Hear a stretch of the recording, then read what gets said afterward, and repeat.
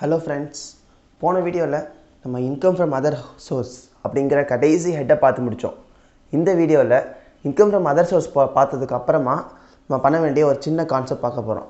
என்னதுன்னா clubbing provisions அப்படிங்கிற ப்ரொவிஷன்ஸில் என்ன சொல்கிறாங்க அப்படின்னா, இன்கம்ங்கிறது ஒரு பர்டிகுலர் அசஸி ஏர்ன் பண்ணது மட்டும் இன்கம் கிடையாது, அவங்களோட பேரண்ட்ஸ் ஏர்ன் பண்ண இன்கமும் சில அசஸி மேலே கிளப் ஆகும்.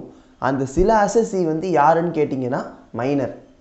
அந்த மைனர் அசஸி மேலே பேரண்ட்ஸோட இன்கம் கிளப் ஆகும். அந்த பேரண்ட்ஸ் இன்கம் 2 பேரண்ட் இருக்காங்க, ஃபாதரும் இருக்காங்க, மதரும் இருக்காங்க. யாரோட இன்கம் கிளப் ஆகும் அப்படின்னு கேட்டிங்கன்னா, எந்த பேரண்ட் ஹையர் இன்கம் ஏர்ன் பண்ணுறாங்க அந்த இன்கம் மைனரோட அசஸியோட இன்கமுக்கு கிளப் ஆகும். ஏன் அப்படின்னா மைனர் அசஸி டாக்ஸபிள் கிடையாது. ஆனால் அந்த minor assessee income tax pay பண்ணி தான் ஆகணும். ஏன்னா இன்கம் ஏர்ன் பண்ணுறாங்க. இந்த கேஸில் டேக்ஸ் பண்ண முடியாதுங்கிறதுனால அவங்களோட பேரண்ட் எந்த பேரண்ட் ஹையர் இன்கம் ஏர்ன் பண்ணுறாங்களோ அந்த பேரண்ட் மேலே கிளப் பண்ணுறாங்க. அதனால தான் கிளப்பிங் ஆஃப் இன்கம் பார்த்தீங்கன்னா, income is earned by 1 person, tax is paid by another person.